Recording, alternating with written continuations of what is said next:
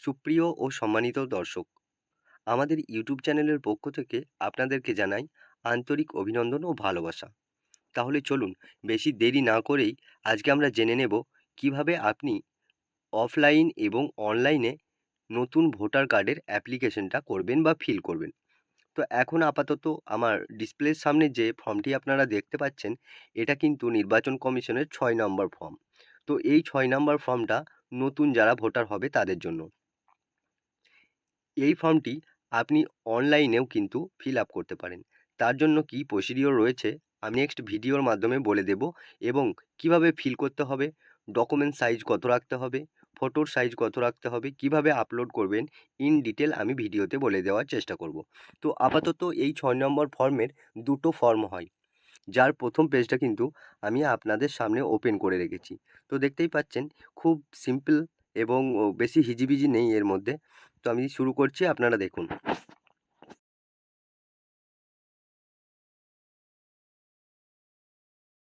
তো ফর্মের শুরুতেই আপনাদেরকে বিধানসভার নাম এবং নাম্বার লিখে দিতে হবে।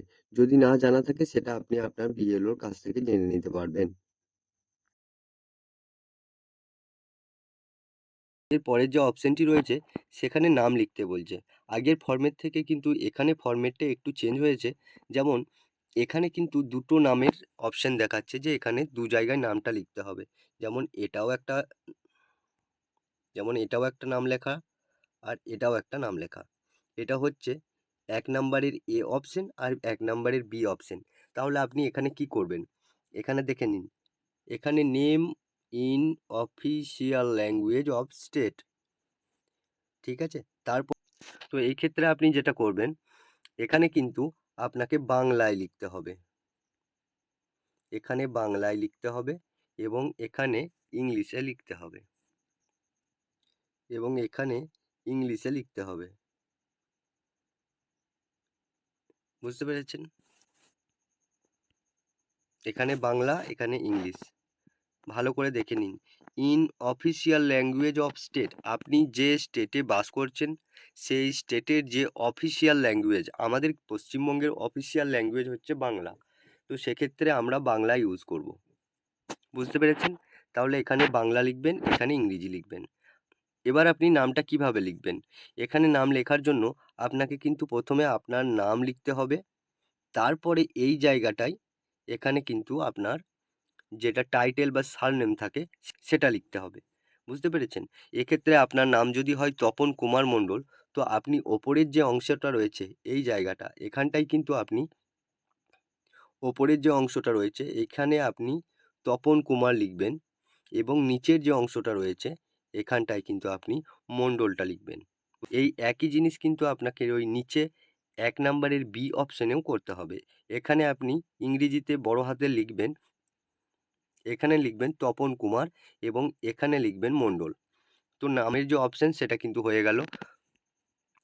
তো এই ক্ষেত্রে আরও একটা নতুন জিনিস বলে রাখি, এখানে যদি আপনি ইংরেজিতে নামটা না লিখে রাখেন তো সেক্ষেত্রে প্রবলেম হতে পারে। তো এটা আপনাদেরকে খেয়াল রাখতে হবে।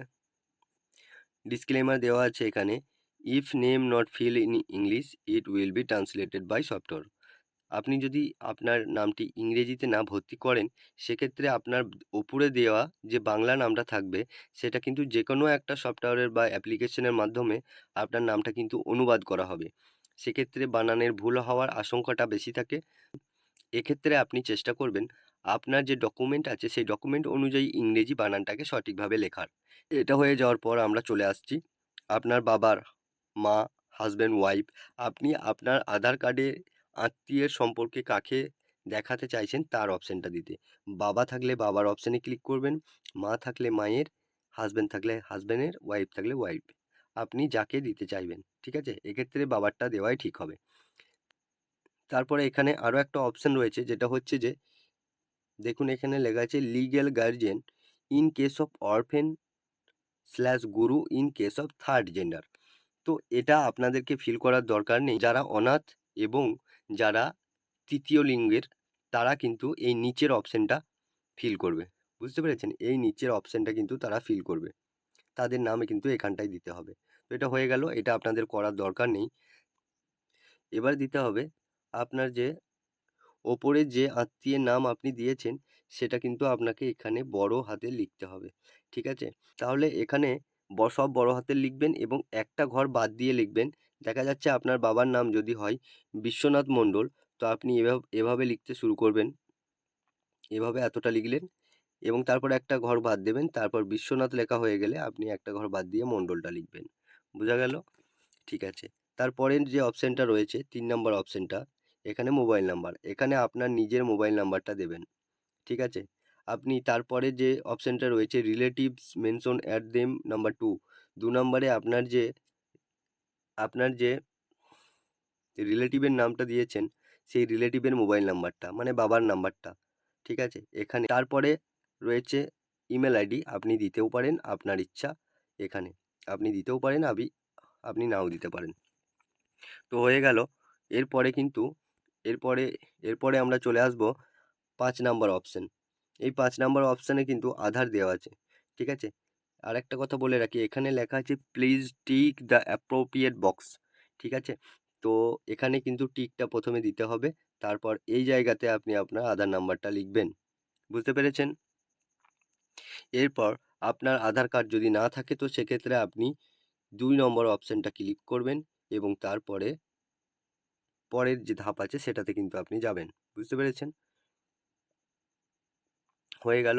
তারপরে চলে আসবো আমরা ৬ নাম্বার যে অপশান রয়েছে সেই ৬ নাম্বার অপশানে। ৬ নম্বর অপশানে কিন্তু লিঙ্গ দিয়েছে। আপনার যেটা লিঙ্গ আপনি মেল হলে মেল দিবেন, ফিমেল হলে ফিমেল দিবেন। থার্ড জেন্ডার যদি হয় তাহলে আপনি সেটা দেবেন। তারপরে ৭ number option. ৭ number option date of birth. জন্ম তারিখের কিন্তু আপনারা একটু ভালো করে দেখে নেবেন যে আপনার যে জন্ম সার্টিফিকেট রয়েছে সেটাতে কি ডেট অফ বার্থ দেওয়া আছে এবং আপনার যে এডুকেশনাল অ্যাডমিট বা রেজিস্ট্রেশন সেখানে আপনার কি ডেট অফ বার্থ দেওয়া আছে। যদি একই থাকে তাহলে কোনো অসুবিধা নেই। যদি ভুল থাকে সেক্ষেত্রে আপনি আপনার বিএলও বা আপনার যে এলাকার বিএলও আছে তার সঙ্গে একটা পরামর্শ করবেন। তারপরে কিন্তু আপনার যেটাকে সঠিক মনে হবে, যেটা দিলে আপনার সুবিধা হবে সেটা আপনি এখানে লিখে দিবেন। প্রথমে ডেটটা লিখবেন, তারপরে মাস লিখবেন, তারপরে ইয়ারটা লিখবেন। যেমন 10/11/2020, ঠিক আছে? এভাবে লিখবেন। ৭ বি-এ যে অপশানটা রয়েছে self attested copy of document supporting as proof attach. বুঝতে পেরেছেন? তাহলে আপনি এখন জন্ম তারিখটা যে ডকুমেন্ট থেকে দেখে লিখলেন সেই ডকুমেন্টটাই কিন্তু আপনার নিজের একটা সাইন করা, মানে সেলফ অ্যাটেস্টেড। আপনি নিজে একটা সই করবেন এবং সেটা এই ফর্মের সঙ্গে জমা দেবেন। বুঝতে পেরেছেন? এরপরের যে অপশানটা রয়েছে document of proof of date of birth, ঠিক আছে? এবারে কিন্তু আপনার সেই ডকুমেন্টসটা এখানে লেগে যাবে। তো যে ডকুমেন্টসে আপনার জন্ম তারিখ সঠিক রয়েছে সেই ডকুমেন্টসটা কিন্তু আপনাকে এখানে সাবমিট করতে হবে এবং ফর্মেও কিন্তু সেটাকে মেনশন করতে হবে। যদি সেটা বার্থ সার্টিফিকেট বা জন্ম সার্টিফিকেট হয়ে থাকে ১ নাম্বারে টিক দেবেন। যদি সেটা আধার কার্ড হয়ে থাকে আধার কার্ড ২ নাম্বারে টিক দেবেন। যদি সেটা আপনার যে কোনো মাধ্যমিক, উচ্চ মাধ্যমিক যে কোনো সার্টিফিকেট বা অ্যাডমিট ইত্যাদি হয়ে থাকে সেক্ষেত্রে কিন্তু আপনি এখানে ৫ নাম্বারে ক্লিক করবেন। ৩ নাম্বারে যদি প্যান কার্ড হয় তাহলে ৩ নাম্বার ক্লিক করবেন। ৪ নাম্বারে আছে ড্রাইভিং লাইসেন্স, ৪ নাম্বারে ক্লিক করবেন। ৬ নাম্বারে আছে ইন্ডিয়ান পাসপোর্ট। যদি আপনি পাসপোর্ট দিয়ে করে থাকেন তাহলে পাসপোর্টে ক্লিক করবেন। তো আপনি আপাতত আপনার যে ডকুমেন্টসটা দেবেন সেই ডকুমেন্টসে টিক চিহ্ন দিয়ে দেবেন। সবগুলো দেওয়ার দরকার নেই। আমি এখানে বোঝানোর সুবিধার্থে সবগুলো টিক দিয়ে দেখালাম। তো আপনার যেটা সঠিক মনে হবে আপনি সেটাকে টিক করবেন। বুঝতে পেরেছেন? ৮ নম্বর অপশানে যেটা দিচ্ছে present ordinary residence full address. তো আমরা দেখে নিই এখানে কি অপশান রয়েছে। এখানে প্রথমেই যে অপশানটা রয়েছে সেটা হচ্ছে যে হাউস, বিল্ডিং বা অ্যাপার্টমেন্ট নাম্বার। তো এখানে আপনার বাড়ির যে নাম্বারটা আছে সেটা এখানে দিয়ে দেওয়ার চেষ্টা করবেন, সেটা এখানে দিয়ে দেবেন। তারপরে আপনার যদি গ্রাম বা শহর হয় সেই নামটা লিখে দেবেন। আপনার যেটা পিনকোড সেটা লিখবেন, আপনার জেলা সেটা লিখবেন, ডিস্ট্রিক্ট লিখে দেবেন। এরপরে হচ্ছে স্ট্রিট, আপনার স্ট্রিট, এরিয়া, লোকালিটি, মহল্লা রোড, বুঝতে পেরেছেন, সেটা লিখে দেবেন। পোস্ট অফিস লিখে দেবেন, তুলসী থানা কোনটা সেটা লিখে দেবেন, স্টেট ওয়েস্ট বেঙ্গল লিখে দেবেন। তো আপাতত এটা বোঝাতে পারলাম। প্রথম পেজটাতে কিন্তু আমি সব কিছুই ইন ডিটেল বলে দিলাম। তো প্রথম পেজে কিন্তু আমি সব কিছুই বলে দিলাম। এরপরেও যদি কোনো কিছু অপশান আপনার বুঝতে অসুবিধা হয়, আপনি অবশ্যই আমাদের ভিডিওতে কমেন্ট করবেন, আমি সেটা রিপ্লাই দেওয়ার চেষ্টা করব। তো দ্বিতীয় পাতার শুরুতেই কিন্তু document of proof of residence কিন্তু আমাদেরকে লাগবে। আমরা আগে যে অ্যাড্রেসটা দিলাম সেটা কতটা সঠিক সেটা দেখানোর জন্য কিন্তু এখানে আমাকে একটা প্রমাণপত্র সাবমিট করতে হবে। তো সেক্ষেত্রে দেখুন এখানে আপাতত 7টা অপশন দিয়েছে, যেই 7টা অপশনের মধ্যে যে কোনো একটা আপনাকে কিন্তু এই ফর্মের সঙ্গে দিতে হবে। তো প্রথমেই যে অপশনটা রয়েছে সেটা হচ্ছে জল, ইলেকট্রিসিটি বা গ্যাস কানেকশনের যে বিল হয় সেটা অ্যাটলিস্ট 1 ইয়ার, অন্তত 1 বছরের দেবেন। ঠিক আছে? 2 নম্বরে আছে আধার কার্ড, 3 নম্বরে আছে কারেন্ট পাসবুক, যে কোনো ব্যাংকের পাসবুক, তারপরে আছে আপনার যে কোনো জমির যে রেকর্ড সেটা আপনি দিতে পারেন, তারপরে আপনার যে কোনো দলিল দিতে পারেন, তারপরে আছে আধার কার্ড দিতে পারেন, ইন্ডিয়ান পাসপোর্ট দিতে পারেন, রেজিস্টার সেল ডিড দিতে পারেন। তো এই অপশনগুলোর মধ্যে যে কোনো একটা দিয়ে দেবেন। 9 নম্বরে থাকা অপশনগুলোর মধ্যে যদি আপনি বা যার ফর্ম ফিল আপ করছেন সে যদি কানে কম শুনে বা বোবা হয়, কথা বলতে না পারে, সেক্ষেত্রে আপনি এই ঘরে ক্লিক করবেন। এবং যদি তার অন্ধ হয় বা চোখে যদি অস্পষ্টতা থাকে, সে যদি অন্ধ হয় সেক্ষেত্রে এখানে টিক দেবেন। এবং তার কতটা পার্সেন্টেজ, মানে সে কত পার্সেন্ট অন্ধ, কত পার্সেন্ট কত পার্সেন্ট বোবা, কত পার্সেন্ট কালা, এটা কিন্তু আপনাকে এখানে ক্লিক করতে হবে বা টিক দিতে হবে। তো তো এরপরে 10 নম্বরে যে অপশানটা রয়েছে, এখানে আপনি যাকে দিয়ে ফর্ম ফিল আপ করলেন, মানে আপনার বাবা, মা বা স্বামী, স্ত্রী, ওপরে সবের ১ম এ সবের ১ম পাতায় ২য় অপশানে আপনি যাকে আত্মীয় হিসাবে বেছে নিয়েছেন, এখানে তার নামটা লিখবেন। তার সঙ্গে আপনার কিসের সম্পর্ক সেটা লিখবেন। যদি আপনি ওখানে বাবার নাম দিয়ে থাকেন, তো আপনার সঙ্গে ফাদার অ্যান্ড সন এখানে আপনি লিখে দেবেন। ফাদার অ্যান্ড সন আপনি কিন্তু লিখে দেবেন।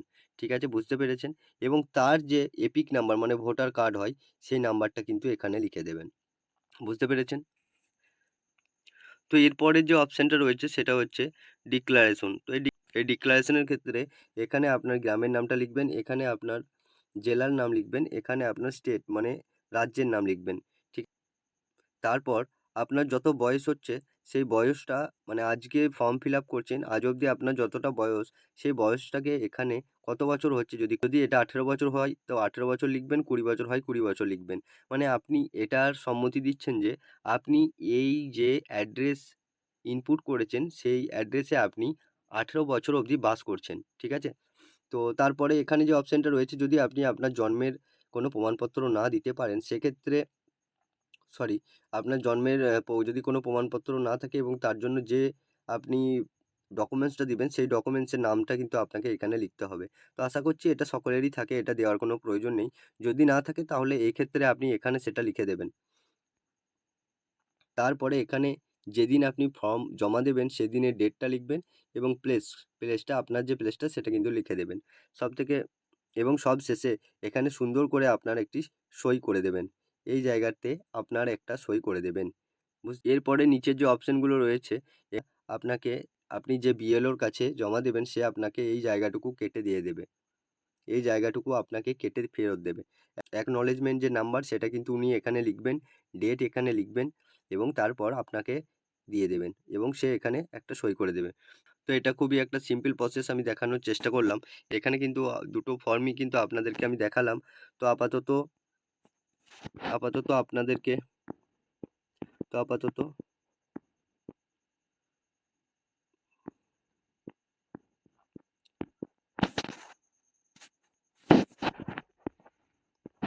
তো এরপরেই কিন্তু, তো এখানেই শেষ হয়ে গেল আপনার যে ফর্ম আছে, তো আপনি ফর্মটা দিয়ে দেন। তারপরেও আমি আরও একটা জিনিস ভুলে গেছি, যে ১ম পাতায় যে ছবিটা লাগাতে হয় সেটা কিন্তু আপনারা লাগিয়ে দেবেন। এটা নতুন করে বলার কিছু নেই, তবুও আমি আপনাদেরকে একটা রিমাইন্ড করিয়ে দিলাম, যেহেতু আমি ওটা স্কিপ করে গেছি। তো যাই হোক, থ্যাংক ইউ সকলকে ভিডিওটা শেষ পর্যন্ত দেখার জন্য, এবং এরকম আরও অনেক ভিডিও পাওয়ার জন্য আমাদের চ্যানেলটিকে অবশ্যই সাবস্ক্রাইব করতে ভুলবেন না। অবশ্যই আমাদের পাশে থাকবেন, লাইক, কমেন্ট, শেয়ার করে আমাদের পাশে থাকবেন। Thank you so much.